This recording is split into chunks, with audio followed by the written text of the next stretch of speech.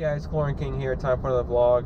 Today's topic is what to look for when you're going out on an estimate. And I don't mean from the standpoint of how to bid on it or develop a price or anything like that, but what you can look for to avoid some headaches, but also some safety issues that you can be liable for.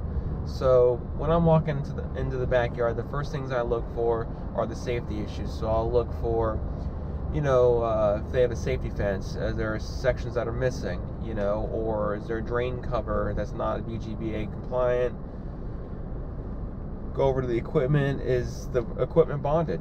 Is there exposed wires, broken conduit, stuff like that. I'll point those safety issues out and say they need to be resolved before we can even start service, so that way I'm protected, because if someone were to drown in a non-compliant drain cover pool, everyone gets brought in. I could be liable, the homeowner's liable, stuff like that. So it's always important to make sure the covers are compliant, and along with the rest of the other safety issues. I replaced a pump the last week, and there wasn't even a ground wire in the conduit or attached to the pump or ran to the timer box panel. So those are things that you need to pay attention to and take care of them, as they happen. So pay attention to safety issues. Now, as far as things to avoid headaches, do you see any leaks of the equipment?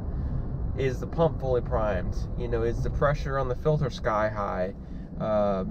Is the water very low in the pool? Do you see an autofill there? Those are all things that are going to cause headaches and make your job harder servicing the pool.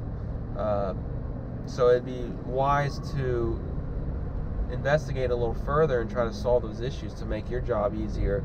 Because if you're constantly fighting circulation issues, there's a potential, especially in the hot Florida weather here anyways, and same in Texas, California, that you're going to be dealing with algae a lot, or if the pool's leaking a lot, you're going to constantly have to add stabilizer conditioner because there's not going to be any in the pool.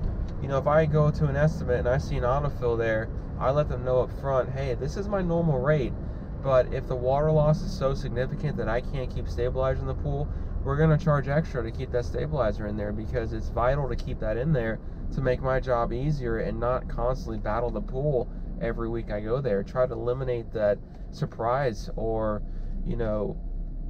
wonder what you're going to walk into when you go in the backyard. So those are some couple things that I would look at when you're going out on an estimate, and price accordingly if they're going to be headaches, or price to get those situations fixed to make your job easier and make the ultimately the client's experience as a pool owner more enjoyable. So as always, like and subscribe, and I look forward to talking to you guys in the future. Have a good day.